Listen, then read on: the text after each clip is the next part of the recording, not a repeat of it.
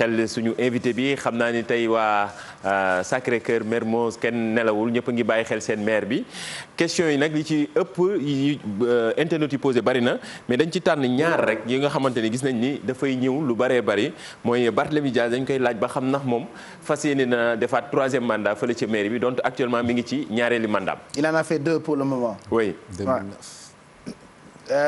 On enchaîne. waaw enchaîner comme ça moom mu noté yëpp di tontu benn par benn. waaw beneen bi dañuy dafa ñëwaat ci ñoom ci côté mandat yi ba léegi ñoom ñu ngi critiquer di xaw a njortu ni président Macky Sall dina am 3e mandat wala dina demander 3e mandat ñu koy critiquer est-ce que ñoom bu ñu leen par exemple ni ñu leen di yokkal nii bu ñu amee possibilité dem ci 3e mandat ndax ñoom dinañ ko nangu élus locaux yi moom en tant que maire. D'accord est-ce que dina nangu 3e mandat. waaw c'est ça waaw d'accord. voilà ñaar yooyu je pense ñaar yooyu bari na ci internautes yi ñu indi question yi nga xamante ni mooy ñetteelu mandat surtout moom en tant que maire koo xamante ni dafay déjà dàq li nga xamante ni mooy 3e mandat surtout ñu koy njortu ci yenn njiiti réew yi ndaxte bu ñu xoolee postam bi nga xam ne def na ko mois d'août bi passé début mois d'août bi nga xamante ni wër na réseaux sociaux yi di xaw a mën nañ ko jàppee gaaruwaale wala di track comme ni ñu koy waxee ci réseaux sociaux yi ñenn ñi nga xamante ni ñooy président africain yi. Voilà surtout quand il parle de demi 3e mandat analyse boobu il faut que moom lu ma ci laaj Barka Ba parce que am na lu ma ci dégg sànq ci coulisses yi j'ai tellement rigolé voilà donc 2 questions choisies parmi plusieurs questions posées par les internautes Barthélémy. Oui mais actuellement du Barthélémy rek mooy def demi 3e mandat actuellement maire yi yëpp ñu ngi def demi 3e mandat mais nag maire yi di seen coobare ils sont devant le fait accompli loolu mooy dëgg. Parce que une fois de plus amul benn maire bu fi mën a convoquer le corps électoral président moo koy convoqué donc lu fi xew nii actuellement c'est pourquoi je reviens j'insiste sur la responsabilité du chef de l'État monsieur Macky Sall maintenant man dañ may laaj est-ce que dina briguer 3e mandat mais de facto on m'a mis dans un 3e mandat wante suñ ma waxee élection yi kañ la fan la ak naka la ma wax leen je suis candidat à quel poste mais mënuma leen ko wax léegi nii parce que dara leerul. non mais parce que du loolu mais parce que lu ñu def Khalifa Sall dañ ma koy defar moi j'ai tellement de dossiers en justice je ne sais même plus il y en a combien damay toog des fois damay toog maa ngi ci tool yi avocat bi woo ma ne ma Bart foo nekk ma ne ko maa ngi ci tool yi mu ne ma mais suba foog nga nekk fi 9 heures dañuy dem tribunal ma ne ko ban procédure la encore kii ban plainte la mu ne ma non plainte bi kii diw la bi diw la bi diw la. xalaat yow da ngaa bëri coow. déet mais coow bi mooy ñëw ci man donc tey lu may bañ te xam nañ ko xam nga waxu Dakar du man. xam ngeen ne ngeen Khalifa Sall mais Khalifa Sall c'est un silencieux qui dérange c'est ça la vérité parce que en grande partie lu tax bëgguñu organiser élection locale parce que Dakar dérange parce que qui gagne Dakar gagne la présidentielle qui perd Dakar perd la présidentielle. C'est la capitale. C'est la capitale ku weddi laaj ko Abdou Diouf ku weddi laaj ko Abdoulaye Wade donc tant que Khalifa Sall est là même silencieux en prison il dérange. te ñun ci njabootam la ñu bokk. da ngeen disqualifier Khalifa Sall ci ay caaxaanu xaw ma ay këyit. waa léegi wante njabootu Khalifa Sall yéen ñaan moom lu tax jëfandikoo wu leen poire boobule pour peut-être mu nekk. mais non mais parce que pourquoi pas chef de l'opposition. comme toll na foofu moom Khalifa Babacar Sall. mais chef de l'opposition loolu ce n'est pas un objectif pour Khalifa Sall Khalifa Sall s'est levé pour servir le Sénégal. pas pour se servir à travers un statut. moo tax man je me permets de parler de ce débat de chef de l'opposition par Khalifa Sall. Khalifa Sall son objectif tey mooy comment servir le Sénégal et on l'empêche de servir le Sénégal dañ koy bundu xatal di ko sonal di ko galgal pour mu bañ a taxaw wane boppam donc le 3e mandat je reviens à ce que j'ai dit dañu taxaw ne du ñu organiser élection ñu dem ba ci biir ñu ne bon Dakar nañu xool nu ñuy defee statut spécial ñun ma jóg yuuxu gars yi ne bon ok dañu delluwaat ginnaaw ñu ne bon ak coronavirus bi maintenant corona bi ne ngeen il faut vivre avec le corona waaw maintenant ngeen ne il faut que ñu pare dialogue bi à quand les élections une fois de plus à quand les élections locales maintenant su président Macky Sall waxee les élections locales se tiendront tel jour dans telles conditions je vous dirai je suis candidat à quel poste. Voilà, la réponse est claire. Maintenant beneen bi ne ngeen je crois qu'on a parlé de la prorogation du mandat. man woote naa fi réunion ci mairie bi ma woo suma ay collaborateurs man je pense que dañu nar a démissionner. ñëpp taxaw di xoolante seen biir ñu laajte est-ce que maire dafa wér wala wérul parce que ñu ne yow maire faloo sa bopp askan la fal teg la fii élection amul amoo droit jóg jël sa ay dëbës ne da ngay dem ça s'appelle quitter le navire ma ne mais non mais mandat bi jeex na ñu ne mandat bi jeex na wante yow soo noree démissionné na 553 maires yi ànd ak yow démissionné parce que tey soo noree tey démissionné ñu teg fi délégation spéciale tu sers la commune de Mermoz Sacré-Cœur sur un plateau à Macky Sall te gagné wu ko il faut qu'on se comprenne man en tant que maire je donne des bourses moom mosum bopp en tant que maire je donne des aides moom mosum bopp en tant que maire je soigne des administrés moom mosum bopp en tant que maire je fais du social je le fais pour des populations donc su ma jógee suba ma taxaw ne damay démissionné ne jàpp ne que man mii faalewu ma leen moo tax maa ngi ñaaxaat président Macky Sall ci yar ak teggin waxuma waxu dialogue bi yow président Macky Sall kan nga fas yéene organiser élection yi tout de même dëkk day am élection. mais man bëgg naa ñu ñëwaat ci. xaaral ñu pare ak internautes yi très rapidement dëkk day am élection defe naa pare nañ de. am nañu seen ñaari réponse Mamadou Ndiaye. am nañ ñaari réponse xanaa ñu jeexalee bu mujj bi muy ñetteel bi. kii moom dafa laaj di analyste moom li mu wax ci Twitter la posé question bi ak hashtag bi di déclic moom li mu laaj Barthélémy Dias nee na ko au cas où bu Khalifa Sall nekkul candidat ci prochaine élection présidentielle yi est-ce que moom fas yéene naa nekk candidat ngir fexe nu mu am mëne jiite réew mi. su Khalifa Sall nekkul candidat. est-ce que moom pare na pour nekk candidat. oui présidentiel. mais ma réponse mooy lu tax Khalifa Sall narul nekk candidat. pourquoi mais c'est ça qui n'est pas normal.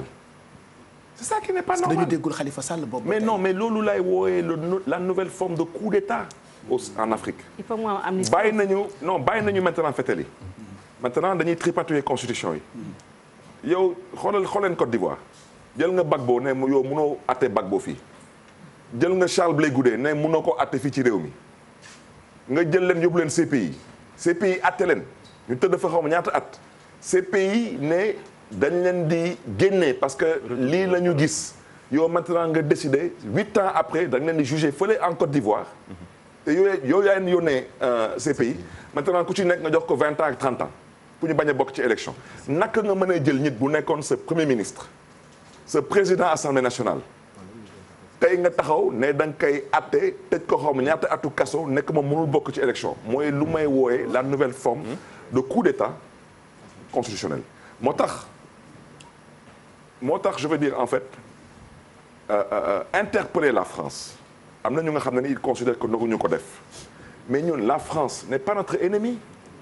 Les Français ne sont pas notre ennemi, mais personne ne peut nous faire croire que la France n'a pas d'influence sur les politiques africaines. C'est faux. La preuve, en plein coronavirus, amul benn Sénégalais bu mën a dem France, mais le président du Sénégal, il est convoqué en France. Il a été convoqué et non convié. Ah ouais? Mais bien sûr.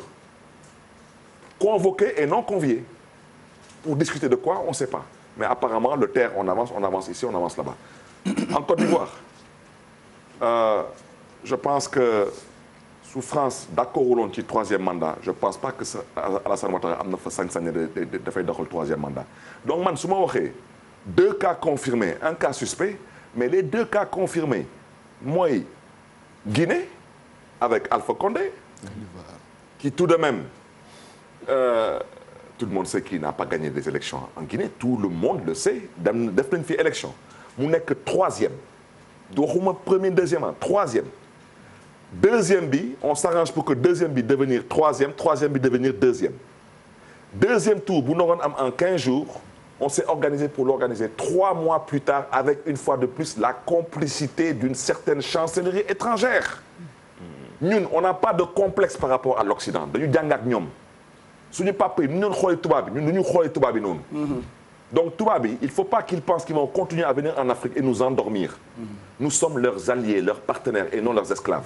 donc tey Khalifa Sall la question qui doit être posée au nom de quoi dans une république où un homme a été député ministre maire de la capitale on dit que tey mënul nekk candidat à une élection présidentielle c'est une forme de coup d'État mais c'est parce que dañ ko grâce. mais non mais parce que Macky Sall la ñuy wut troisième mandat non mais Cheikh Ibou lu tax Macky Sall bëggul Khalifa Sall nekk éligible parce que Macky Sall la ñuy wuti troisième mandat loolu may wax ci te il doit arrêter wut troisième mandat di randal élection wala wut troisième mandat à la Ouattara je vous dis que ça ne passera pas. Voilà.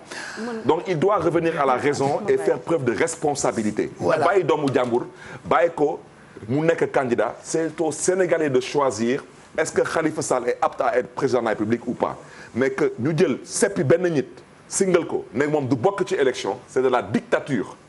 Et Macky Sall il le fait parce qu'il confirme qu'il brigue un troisième mandat. li internaute bi wax buñ sa yeggee te Khalifa doonul candidat. est-ce que di nga nekk candidat du ma taxaw ne est-ce que damay doon candidat su ma ko waxee man damay mel ni Khalifa Sall damay tëdd ji parce que loolu moo fi am. voilà cas suspect ou pas damay tëdd ji. yow kaa nga sa commune. la preuve tase nañu ak ñi ngay liggéeyandool ci mairie bi tase itam ak ay nit yoo xam ne ci sa commune la ñu dëkk am na ay kaddu yoo xam ne ni fésal nañu ko su jox ko suñu équipe yi nga xam ne ñoo fa demoon ñu xool ko.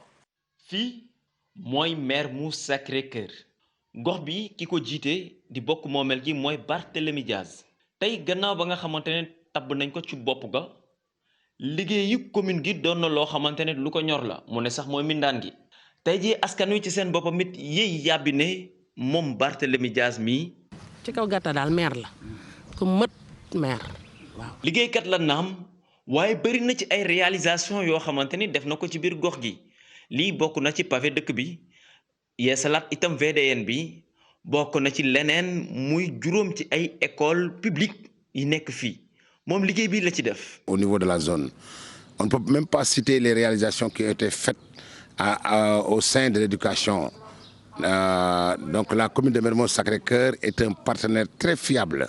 Vous avez vu, comme vous l'avez constaté, le carrelage, le pavage des écoles, n'est-ce pas, de toutes les 5 écoles de la commune de Mermoz Sacré-Cœur, les 5 écoles publiques bien sûr, n'est-ce pas. Bon, la dotation en fourniture pour tous les élèves. bokk na ci maire ya nga xamante nit la ñuy liggéey bégloo na lool ña nga xamante nit ñoom la jiite. gis ngeen karak nu mu mel te li ci raw naka lañ koy waxee ci olof li ci kanam rawul bët Baobab defar na ko Sacré-Cœur defar na ko. Mais c'est pas pour me vanter, mais je crois qu'actuellement c'est le maire. Il travaille. On dit bien la mairie travaille pour vous, mais Barthélémy il travaille pour nous, il travaille pour toute la commune. Mais il defar lépp lay defar xool lii regardez ça. Il travaille. jàngu gi bàyyiwu ko benn yoon ba tax na itam boo seetee biir Mermoz Sacré-Cœur si Cap Karak des nañ fay gis terrain gazonné pour ndaw ñi mën ci épanouir bu baax. Un maire très averti pour le développement de l'éducation en particulier et pour le développement vraiment du Sénégal en général. waaye ñoom ñii la ñu gën a gis ci Barthélémy Dias anamu politique am tey moo di nee nañ du tooñ de waaye. ku ko tooñ nag mu fayu loolu laa xam ci moom. mais il est bien moom il est correct ku ko tooñ daal mu tontu la. commune bu Mermoz Sacré-Cœur Barthélémy Dias di njiit li tey ñoom ñi ñu ne kat seen ndey ji réew ji ma ngay liggéey anam ba nga xamante ne bëgg na ko donte sax am na yu des yoo xamante ni des nañ koy lijjanti wàllum problème mu suuf gi loolee lu ci am solo la waaye ñoom bu ñu sañoon itam bokk moomeel gi léppam di gën di leer ci fépp fa nga xamante ni teg na fay tànkam rafetlu nañ itam anam ba nga xamante ni moom fidèle na ko ak i ñoñom ya nga xamante ni ñooñu lay àndal ñoom ñu ne kii nii as gor la. li mu def ci ay réalisation bëri na foofee ca mairem il est même vu comme un héros dans sa commune loolu moo tax ñu fal ko ñaari yoon est-ce que dina briguer waat troisième mandat on ne sait pas de toute façon mu ngi ci troisième bi selon li muy commenté depuis sànq il est bon et fidèle à ses compagnons donc loolu la ñu jëlee sa commune ban commentaire nga ciy def. mais benn commentaire laa ci mën a def parce qu'en fait peut-être yàlla moo dogal ma nekk le maire mais ça c'est le travail du conseil municipal. Conseil municipal mooy voter budget mooy d'accord ñu tabax defar ay tali defar ay infrastructures sportives defar pavage et cetera et cetera donc man conseil municipal bi laay delloo njukkal population bi tamit leen di jaajëfe bu baax a baax parce que y a eu beaucoup de retard beaucoup de retard damay rappeler chaque fois nee naa ci premier mandat bi amuloon acte 3 acte 2 la woon. mairie bi 300 millions la amoon ci budget donc budget de fonctionnement la woon deuxième mandat bi la acte 3 bi ñëwee en vigueur budget bi jógee 300 millions dem ay 1 milliard et demi moo ñu may ñu mën a defar ay tali Baobab liggéey ay jardin et cetera et cetera. Je l'ai dit à l'époque l'acte 3 dama nekkoon député ma défendre ko commission défendre ko plénière parce que je considérais qu'un maire devait avoir les moyens de travailler. Ceci étant dit, dans l'acte 3, on a cherché à combattre aussi le maire de Dakar, il faut le reconnaître. Parce que tout de même, la ville de Dakar, nous nous dépouiller, ça ne donne plus envie d'être maire de Dakar.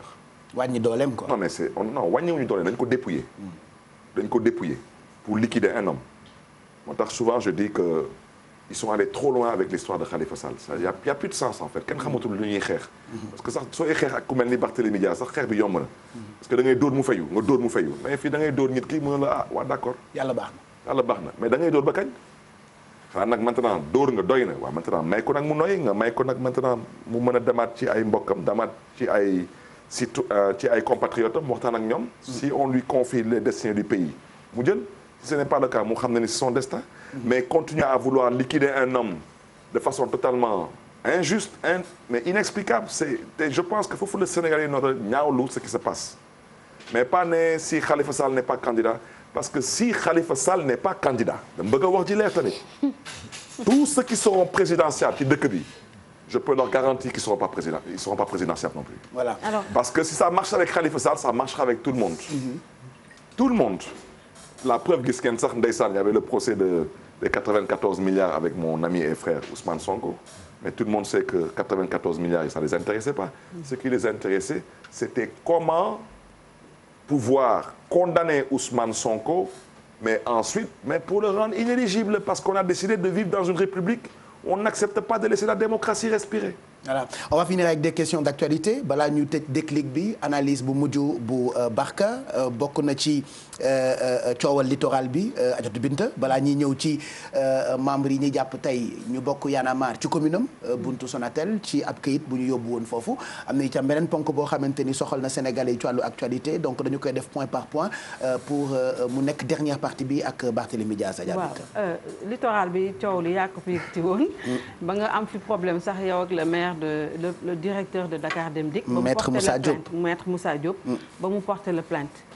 Dans sa dernière sortie il y a 2 jours ou 3 jours def na interview mu ne que avant ça ñëw na fii Soir d'Info pour tontu la ci kàddu yi nga fi yëkkati woon mu ne du tontonte ak yow parce que moom il est sorti de la Sorbonne alors que yow sax génnuloo sax le cadre secondaire donc moom bi muy jàng yow yaa ngi woon fee Baobab di dawal 50 ce sont ses propos. Avant-hier aussi il est sorti dans la presse pour dire que yow yaa ne woon mu yóbbu la tribunal mais bi mu la yóbboo tribunal dafa mel ne yow yaa delluwaat ginnaaw parce que yow yaa tax demandé qu'on reporte le procès donc amoo woon benn argument ci bi nga ñëwee fii di coow bi mu la yóbboo tribunal mënoo défendre sa bopp demandé waat ñu reporter le procès. Bon, je vais répondre ces 2 questions donc ces 2 réponses. danaa commencer par bu ci njëkk bi tamit mais di jégalu tamit téléspectateurs yi man j'ai 45 ans je pense que ku ngeen di tudd nii su ma magee lu ma magee bëriwul c'est-à-dire que man su ma tegaatee beneen 15 ans je suis à la retraite j'ai 45 ans su ma taaw il a 20 ans jur naa doom bu am 20 ans nekk université moom su waxee aw ma BFM mais il a raison c'est pas de ma faute. man ba may dem États-Unis j'avais 14 ans su ma papa nekkoon ministre ma dem États-Unis jàng États-Unis amul BFM je suis désolé bokkuñu fu ñu jógee bokkuñu fu ñu juddoo moom nag bu muy am 14 ans nekkuloon États-Unis ça c'est clair bon donc je vais pas lui répondre maintenant si lui il croit que Jean-Paul Diaz a mis au monde un fils qui n'a pas fait l'école je lui laisse le soin lui de réfléchir. Mais une chose est claire, le fils de Jean-Paul Diaz n'a pas dit qu'il est inscrit au barreau de Paris. Parce que lui, il n'est pas au barreau de Paris. Ça, c'est clair au moins. Bon. On passe à la deuxième question. Parce que su ma soree ci wax bi dañu ne Barth dafa xamadi te xamadiwul. C'est pas de ma faute. Man dama juddu suma papa nekkoon conseiller président Senghor. Ma màgg gis suma papa nekk ministre député et cetera. Man suma papa daf ma sandi ci avion ne ma demal Amérique. Ba may wàcce États-Unis, j'avais même pas 15 ans. donc nga wax ay waxu BFM man BFM ma bakkuma amul loolu États-Unis su ma doom yi amul kenn ku nga xam ne def nga BFM parce que ils vont aux États-Unis dès qu'ils ont le niveau de la 4e. Maintenant man dinaa mere suma bopp wala mere suma ay waajur parce que suma papa daf ma yóbbu États-Unis à l'âge de 14 ans mais je suis désolé donc ensuite yéen su ngeen di wut liggéey fan lañ leen di laaj yéen BFM yéen BFM ban xeetu diplôme la fan lañ leen di laaj.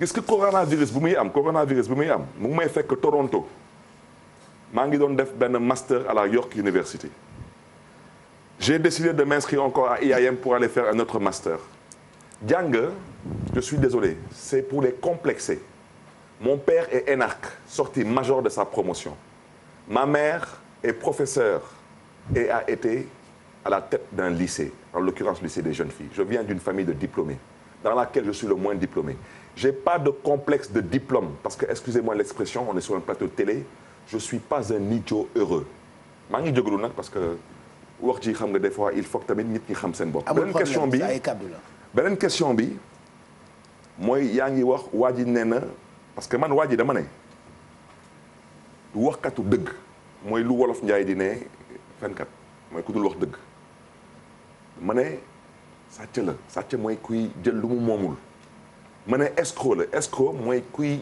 luubal wala kuy jaay lu mu moomul dafa dem tribunal juge bi bu muy reporter procès bi man nekku moon tribunal aw moon benn avocat tribunal juge bi dafa reporter procès bi pour qu'il puisse constituer sa caution parce que dafa naroon fay xaw ma 25000 xaw ma 50000 pour procès mën a am mu pour wan leen ni que kooku du waxkatu dëgg juge bi nekkoo dañuy reporter pour constituer la caution il dit que man maa laajte report du procès pour dama ko porter plainte moom ci doyen des juges parce que suma avocat dafa plainte d'abord ci procureur de la République moom balaa muy plainte damaa ko plainte ci procureur de la République mais comme procureur de la République day jaawale République ak APR donc avocat bi ne maintenant ñun dañuy dem ci doyen des juges mais man lu ma namm ci waxtaan bi du waa ji man waa ji taxuma jóg parce que waa ji balaa Macky Sall di fallu Sénégal nekk président man mosuma dégg turam te bés bu fi Macky Sall jógee tamit noonu lay fayee c'est ce que j'appelle des accidents de l'histoire man j'existe avant que Macky Sall soit président du Sénégal et Inch'Allah j'existerai après que Macky Sall quitte le pouvoir maa ko liggéeyal suñu bopp ma ñëw rek foofu lay daanale lu ma namm ci waxtaan bi mooy président Macky Sall laa bëgg xam est-ce que ci association de malfaiteurs bu nga xam ne ni loolu parce que loolu mooy association de malfaiteurs est-ce que daf ci laal am déet est-ce que daf ci yëg am déet beneen bi est-ce que ci ñàkk wax dëgg bi est-ce que daf ci laal wala est-ce que yëg na ko am déet ci mbiru lu may wooye escroquerie en bande organisée est-ce que président Macky Sall yëg na ko wala est-ce que lan na ci parce que Dakar Dem Dikk suuf jooju fu mu nekk lu ñuy wooye état des droits réels yow mënoo ko bind mënuma ko bind parce que kenn ci ñun fi mënu ko bind état mooy wax parcelle bii diw moo ko moom dañu ne foofu fu Dakar Dem Dikk nekk dañu ne diw mooy état du Sénégal droit réel état du Sénégal la ko moom état du Sénégal du Dakar Dem Dikk donc état du Sénégal yoon mayu ko mu am sañ-sañ di jaay suufam da koy mettre à disposition à travers des permis d'occuper ou à travers des baux ensuite qu'on transforme en titre foncier après mise en valeur yow naka nga mënee jël suuf bu nga xam ne dañu bind état du Sénégal la ko moom yow nga ñëne da nga koy jaay mais waajooju moom Sénégal mi ngi indépendant depuis 1960 balaa Dakar Dem Dikk di amoon na Sotrac ñaata directeurs généraux ñoo fi jaar kenn mosu fi jaay 1 mètre carré moom mu bëgg a jaay tout le dépôt de Mermoz xam ngeen fan la bëgg a jëm ak ñun dafa bëgg a jaay dépôt bi yëpp pour yóbbu ko maintenant Diamniadio y a eu combien de directeurs généraux ci dëkk bi bu diriger Sotrac ba tey Dakar Dem Dikk kenn musul jaay 1 mètre carré moom mu bëgg a ñëw jaay ambassade de Chine jaay APR jaay station essence jaay mais yaay kan ba di jaay da ngay jaay sa moomeel wala nga jaay ndono wala nga jaay sa ñàkk soo jaayulee loolu lu ngay jaay da nga ko sàcc te may bëri laa wax ci fii c'est un escroc c'est un menteur et un voleur maintenant ce qui m'intéresse mooy est-ce que le président Macky Sall a été informé ou est-ce qu'il s'est impliqué dans l'association de malfaiteurs ou le mensonge ou l'escroquerie en bande organisée mais franchement cet idiot heureux il m'intéresse pas. Voilà on n'a plus assez de temps benn la ñuy tànn ci point actu yi. ñu jox ko moom Barthélémy. juste benn question d'actualité gis nañ 15 juin bi ñu génn ultimatum bi njiitu réew mi joxe woon lu jëm ci déclaration de patrimoine tey gis nañu OFNAC génn nañ communiqué xam la ne ci 35 ministres. 34 déclaré nañ seen patrimoine kenn ba léegi defagul lu ni mel lan moo war a doon suite logique bi à votre avis. ak nan nga ko jàngatee yow parce que tamit président dafa waxoon 31 octobre na ko ñëpp def 31 août plutôt. waaw mais lan la yoon wax soo ko defulee su ma jumulee lu yoon wax mooy soo ko defulee y a benn pénalité dañ lay sanctionné pénalité boobu na ko ministre bi fay c'est tout mais à la place du président Macky Sall je suis désolé bon. mais quand même président ñaan benn affaire assujetti yi defuñ ko loolu xawul ñàkk a neex a. mais lu tax man mën na leen man pour man déclaration de patrimoine bi amul solo parce que on peut pas la rendre publique. c'est confidentiel donc tous les ministres yu def déclaration de patrimoine kenn ci ñun fii mënul xam lan la déclaré kenn soo ko publié woon léegi moom mu porter le plainte amul sens. da nga naroon def déclaration de patrimoine mu nekk sur le site officiel du gouvernement. ñu xam ne ni ministre bi lii la am mais boobaa tamit bon y a aussi un risque de sécurité su amee suba ay émeutes. gars yi dem taal sa ay kër taal sa ay bien tamit bon c'est pas intéressant. moi je pense que ce qu'il faut mettre en place des mécanismes lu tax ay France ak yooyu amul ay DCMP ay ARMP ay déclaration de patrimoine et tout mais parce que les gens ils sont rémunérés à la hauteur de leur travail. c'est tout ce que je dis moi ce que je veux expliquer par là mooy tey par exemple tey président Macky Sall président la am na salaire mais il a des fonds politiques n'est-ce pas man tey maire la mënu ma dugg sax ci banque pour def benn prêt tey su ma mënee tey dem banque pour def benn prêt foog ma indi su ma comptabilité wu tool lu may liggéey ci tool mais maire ngay fay ko ay 300 000 francs ak ay 500 000 francs et on vous demande de gérer des milliards c'est même pas sérieux donc il faut aussi qu'on en reparle. Parce que tey si on demande à Pape Cheikh ou à Ibou ou à Bintou ou à Barka d'être sur le plateau jusqu'à minuit c'est pas pour vous payer au lance-pierre non plus. Donc je pense aussi que te foofu Abdoulaye Wade avait tout de même parce que man maa ngi fàttaliku jamono yi suma papa nekkoon ministre ma doon dem jàngi États-Unis su ma fiche salaire u pap munu moon jox visa parce que le ministre gagnait à l'époque 600 000 francs. Il a fallu que Abdoulaye Wade ñëw pour relever parce que tout de même est-ce que vous pensez que c'est sérieux qu'un ministre au Sénégal gagne 600 000 francs. dañuy waxtaan nag te waxante dëgg d'accord naa tamit que un directeur général noonu gagner 15 millions c'est excessif mais munoo wax benn waaye da ngay nekk directeur général IPRES mu am 120 milliards de réserves nga koy fay 1 million par mois ce n'est pas sérieux. Voilà à propos de ce papa bi ñu tàmbalee rek Barka moom la njëkk a waxtaanee ci li ñuy xaar ci moom. balaa Barka di tëjee ak analyse am par rapport ak yi ñuy fi waxtaanee depuis sànq donte am na ay points yu des mais malheureusement amatuñu temps bi pour àggali yenn ci ay questions ak ki nga xam ne ni mooy monsieur le maire Barthélémy Diaz il est jugé par son père ñu déglu ko. Ah bon.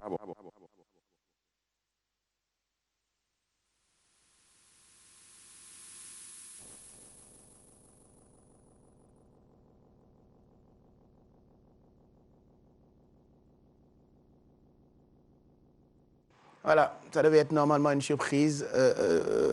Malheureusement, techniquement, ils ont tout gâché. Voilà, donc votre père qui parle dégguñu ko ñu ngi jéggalu ci jafe-jafe boobule su fekkee mën nañu ko tegaatal Barthélémy mu déglu ki nga xam ne ni mooy Jean-Paul Diaz sa papa mu wax doom bi nga doon ak xalaatam ci taxawaay bi ak fit bi nga xam ne ni moo nekk ci yow en tant que maire ba noppi itam waxe na ak xol ñu dégluwaat ko bu fekkee baax na. Le jour où il a été élu, j'ai entendu quelqu'un dire qu'il a été élu maire de manière accidentelle. Eh bien, c'est faux. Barthélémy a été élu maire et il a été réélu. Et quand l'année où il a été élu maire, il était le plus jeune maire de tout le Sénégal. Comprenez? Il a été vice-président de l'association des maires. Quand il a été réélu, il avait déjà eu, avant même d'être réélu, quand il a été élu maire, il avait deux prédécesseurs qui n'ont pas été réélus. Aucun d'eux n'a été réélu. Très, très gai, il aimait s'amuser, il a joué dans la rue, il a fait tout ce que les petits gosses de Dakar font, des SICAP, les petits boys SICAP font, il l'a fait. Et c'est quelqu'un aussi qui a une intelligence pratique. C'est pas un homme de bureau comme moi, c'est un homme de terrain, c'est un homme d'action. Ce qui fait que il peut faire des réalisations. Il en a fait d'ailleurs, mais il peut continuer à faire C'est un enfant très obéissant. D'ailleurs, c'est parce qu'il est obéissant que Barthélémy est à Dakar aujourd'hui. Il était aux États-Unis, c'est moi qui l'ai fait venir. Ce que je peux dire, c'est que Barthélémy ne sait pas danser. Il ne sait pas danser. Pour un boy SICAP. Il sait pas, pour un boy SICAP, justement, il ne sait pas danser. Il suçait son pouce. Et un jour, il nous a dit à sa mère, à moi, le jour où j'aurai une petite sœur ou un petit frère, j'arrêterai. Et quand il a eu sa petite sœur, il a arrêté. waaw donc Barthélémy Dias raconté par son père votre avis ci li mu wax. da nga naan ma ci baaraam déjà. waaw màcc baaraam waaw dama doon màcc baaraam. mais dëgg leen digoon ni boo amee rakk di nga bàyyi màcc baaraam. ma ne ko bés mu amee rakk ma bàyyi màcc baaraam. te mënoo fecc teg ci. non mënuma fecc. te ku la dégg ngay wax en tant que boy Sicap dañuy foog ni da ngaa mën nga fu naan naa mën nga doon dem ñun dañu doon def ay matinée. def ay plat bouteille. def ay coladère. man su may dem gars yi di fecc. man dama doon dem doxi leneen di may xam ni toppatoo leneen. te lekk bi wala. non de leneen rek. doon dox ci suuf. waaw damay bañ. sous terrain bi quoi soxna si dégg ma foog ni que voilà. mais en fait c'était ça parce que c'est comme ça je sais pas danser effectivement je reconnais que mënuma fecc. waaw dëgg la wante ñu may dégg tamit Sicap. mënu moon fecc mais maa leen mënoon ci feneen. waaw xam nañ par exemple non mais xam nañ waaw xam nañ baax fu mu leen mënoon bu ci tegu nag effectivement góor gi lu mu wax mooy Mermoz Sacré-Cœur mosu fa am maire bu am 2 mandats. Je suis le premier. Mais il faut rajouter que man ba may am premier mandat j'étais opposant au régime en place. J'ai été réélu comme aussi opposant au régime en place.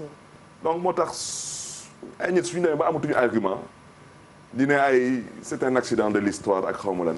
wax dëgg yàlla am na ay wax yu nga xam ne ni wax yu daanu saret la. des accidents de l'histoire mooy ñu nga xam ne ni ba ñuy am tur ak sant Macky Sall nekk président du Sénégal loolu mooy wax ci dañuy waxante dëgg rek te c'est pas méchant parce que c'est le système qui est ainsi fait moo tax ma ne bés bu fi Macky jógee tamit bon ils partiront avec Macky. Mais le témoignage de mon père effectivement c'est une surprise. Ah oui. Barka am na lu mu wax à l'entame de l'émission. Mais je vais vous surprendre. Je n'ai pas de relation politique avec mon père du ma waxtaanee politique ak suma papa. Ah ouais? Non du ma waxtaanee politique ak suma papa mooy tax même des fois su may am ay tolof waaw ma nekk ci kaso bi muy mer man dama koy mere ma ne ko parce que du sequma lii ak yow lii c'est ma vie c'est mon combat politique. Tu n'as pas à t'immiscer noroo ci mer noroo ci def ay conférence de presse bokkuma ak yow parti politique bokkuñu gis-gis. C'est mon destin voilà. c'est-à-dire que tey kenn waxul Barthélémy dafa dëpp kees wala dafa jaay suuf wala dafa ngeen jégal ma ci kàddu yi dafa jël jabaru jàmbur wala ñu mel noonu donc tu n'as pas à t'énerver pour ça. C'est de la politique. Donc mon père nag je dois dire que lu ñuy woy ci anglais role model mooy ton exemple dans la vie c'est mon père. C'est lui. Un exemple de courage. Un exemple de conviction, un exemple de détermination. Mon père est un énarque comme je l'ai dit, sorti major de sa promotion. C'est un homme d'État, un serviteur de l'État. Suma papa benn kër la am fa laa juddoo fa laa yaroo fa laa dëkk ba tey donc ça c'est ça le Sénégal d'hier te Kër Sicap fu leen neexoon tey ñu am ay terrain Almadies am ay moo tax ñun tey peut-être ñun suñu génération beneen génération la dañuy wut un patrimoine parce que dañu gis suñu papa yi doylu man suñu papa tey su bëggoon tey am alal amoon na alal yàgg na wante nag ñàkkul wante tey il aurait pu faire comme beaucoup de gens defu ko donc mon père est un exemple moo tax tey même su may dem sax di gis yenn yi ma ne lii mënu ma ko def parce que su ma ko defee ëllëg su papa su ko déggee dina mer parce que yaruma ci lii. voilà mooy tax su may toog dina diw sàcc la xam naa fu may waxee parce que. am na foo ko teg quoi am na fu ma ko teg. voilà on va finir cette émission Barka Ba analyse bi lan lay doon ci lii Barthélémy wax yëpp depuis sànq bu ko defee ñu mën cee jëlee déclicu tay bi. laaj nga ma laaj bu jafe parce que lu mu wax bëri na te c'est très intéressant c'est un sacré client xam nga Barthélémy moom il ne fait jamais le voyage. Mais très sympa.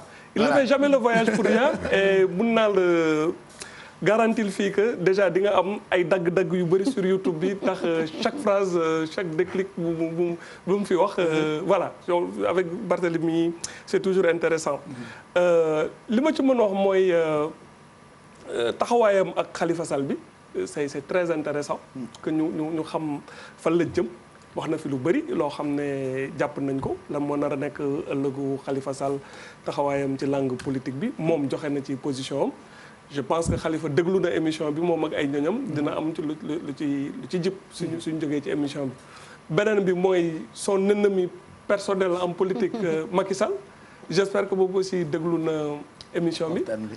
Non, c'est pas mon ennemi. Hein. Non, mais politique. Ennemi dans le bon sens. Adversaire politique. Grand bi suma grand la wante wërkatu ndomba la ko. ça nourrit la démocratie. Et lu ëpp solo nag au-delà de tout ça mooy li ñu wax ci affaire troisième mandat bi. mooy nit ñi bàyyi ci xel. parce que Sénégal dëkk pionnier la ci en matière de lutte contre le troisième mandat. Ablaye Wade lan moo tax woyam nu mu waroon gënee rafet mu am lu ci lajj lu ci manqué mooy entêtement wu troisième mandat bi. tey Afrique ñëpp a ngi xool lu nar a xew Guinée. lu nar a xew Côte d'Ivoire te y a des indices lourds même Ouattara lu mu ne da koy def troisième mandat bi am na un fait très important bu xew mooy un archevêque très important bu ci rotal ay kàddu xam nañ ñun ñëpp église généralement seen maandu suñ demee ba jib jël kàddu wax am na lu muy junj puis Mali aussi lu fa xew li war na tax ñi ñëpp bàyyi xel ci problème troisième mandat bi soo moytul mooy nekk la bataille majeure ci année yi ñu jëm nii des peuples moo nar a tënk suñu avenir ñun ñëpp acteurs politiques yi kuñ ak bor bu ñu munti nekk ils sont tous interpellés est-ce que nguur jar na yenn dellu ginnaaw dëkk yi wala même su fekkee troisième mandat bi tey antu na pour ñenn ñu forcer ko est-ce que dinañ nekk ci stabilité et comme on dit est-ce que France su dee am na ci influence loolu am nañ ci intérêt yaakaar naa ne question majeure la boo xam ne il faut ñu vider ko et surtout ci dialogue politique bi ñuy wax bi ñuy woote mënuñu toog ni nekk ci nii oui nii non il faut ñu xam que ñu jiite suñu avenir mënul tënku ci nii oui nii non ñu xam ndax waa ji dafa bëgg def troisième mandat wala bëgg ko wax bu boobaa su ko waxee pour que ñun ñu xam fu ñu jëm ak moom quoi ku nekk xam benn nit mënul tënk avenir ay 15 millions wala 16 millions de Sénégal voilà merci beaucoup Barka Ba monsieur le maire ñu ngi lay gërëm bu baax yan kàddu ngay tëjee tey waxtaan bi doyaluñu mais malheureusement dañuy bàyyi programme bi di ci des mu àgg bu ko defee ñun ca kanam 6 heures du matin ñu dellu si waat ak rédaction bu télévision Futur Média exactement à 6h30 yan kaddu ngay tëjee waxtaan bi tey. mais d'abord di leen di gërëmaat leen di santaat parce que opportunité la j'espère que sénégalais yi am nañ peut-être lu ñu ci jëlee. vous souhaitez encore un joyeux anniversaire. mais merci. Hein? Ah bon? Ah oui, vraiment parce que souhaiter longue vie parce que je me rappelle des moments difficiles pour la création de ce groupe. Et puis remercier tamit sénégalais yi. Parce que je dis toujours, je dis que Sénégalais yi c'est un peuple assez particulier. Je reste convaincu que bés bu ñu leen joxee la bonne information, ils sauront comment prendre la bonne décision. Sénégal amu ci xel ñaar, c'est pas un peuple qui va se lever pour verser dans une violence meurtrière, mais ils savent comment régler leurs problèmes. Et ce problème-là, c'est pas le problème des politiques. lii problème bi problème mu peuple sénégalais bi la. suñu jàppee ni que lépp lu ñu fi jot a wax. ñoom grawul mën nañ bàyyi ñu randal élection yi bon ñu xam ne ni que bon dañuy randal élection yi mais boobaa dañuy xam ne ni que troisième mandat am na mais troisième mandat daf ko bi yoon kenn du fi wax waxu juge constitutionnel. mais dañuy xam ne ni rek dañ ko randal avec un soi-disant dialogue politique. wante suñu jàppee ni que Sénégal loolu mën na fi ñàkk je crois que les Sénégalais doivent être en mesure de trouver les voies et moyens et de ne pas seulement mettre l'accent sur les politiques. parce que tey gisu leen fi benn politicien bu fi ñëw ci xeexu pétrole xeexu gaz ak yu mel noonu donc les activistes là fu la bëgg Sénégalais di ci bàyyi xel. parce que ñu bëri ci ñoom wutuñu nguur. wante ëllëgu Sénégal moo leen ñor. man su may gis tey ay ñoom Guy Marius Sagna. di xeex. waa Y en a marre qui ont été arrêtés tey ci sa commune ci buntu Orange. ça c'est des images donc ñi ñëpp c'est des jeunes qui s'activent ci ay combats yu sénégalais yi di rafetlu. wante lii par exemple tey ce combat de Y en a marre ça devait être le combat de l'association des consommateurs. ils sont où ces défenseurs des consommateurs ils sont où. Y en a marre tey ils doivent pas être arrêtés Y en a marre ils doivent être félicités. parce que une fois de plus je crois que le groupe Orange Sonatel je ne parle pas de chiffre d'affaires je parle de bénéfices. Il faut savoir raison garder. On ne peut pas faire des centaines de milliards de bénéfices et continuer franchement à exploiter les gens de façon totalement inexplicable et de façon insensée. Les tarifs qui sont appliqués sont totalement inadmissibles. Merci beaucoup monsieur le maire ñu ngi lay gërëm bu baax Adja Binta Diallo it ñu ngi lay gërëm bu baax rendez-vous entre RFM ak TFM incha allah. incha allah Pape Cheikh maa amoon mbégte participer si plateau bi am mbégte ànd ceeg yow ànd ceeg Ibou Kane ànd ceeg mon frère Barka. et puis je rends l'appareil aussi au maire Barthélémy Diaz li mu wax sànq ñëpp dégg nañ ko. moom mu bëggal boppam. comme man tamit loolu noonu laa ko bëggee aussi. parce que man dama bëgg nit ku dëggu. nit koo xamante ni il est constant dans sa démarche. te man bi may tàmbali 2000 ba léegi nii laa ko xamee. ci lii la nekk ci combat boo xamante ni sonn ci tàyyiwu ci pour askan wi. loolu tax man tam ma bëgg ko. te maa ngi ñaan yàlla aussi mu continuer si loolu ndax loolu la Sénégalais yi soxla. merci beaucoup Adjatou Binta Diallo Barka merci encore. ah non c'est toujours un plaisir ñëw fii moom ce plateau toujours plaisir. merci waaye man maa lay remercier. je suis très content voilà Ibou yow it ñu ngi lay gërëm bu baax ci taxawaay bi ak liggéey bu am solo bi merci. jërëjëf Pape Cheikh jërëjëf tamit téléspectateur di remercier également monsieur le maire ci invitation bi mu accepté ñëw wuyu si. voilà ngërëm ñeel itam rédaction bu télévision Futur Média liggéey bi lu ci ëpp ñoom laa ci àndaloon Habib Faye Thierno Laurent Mendy Cheikh Tidiane Diao ñoom it ñu ngi leen di jox rendez-vous ca kanam tuuti tombé ak 6h30 du matin jot ñu àndandoo ak yéen ci info du matin Faty Dieng Cheikh Tidiane Chérif Dia ñoom ñëpp lëkkaloo ngir décortiquer leen yi nga xam ne ni ñoo gën a lëmbee réew mi wala bitim réew ci wàllu actualité. Merci à toute l'équipe de production dirigée par Pape Samba Thiam. Déclic revient mardi prochain.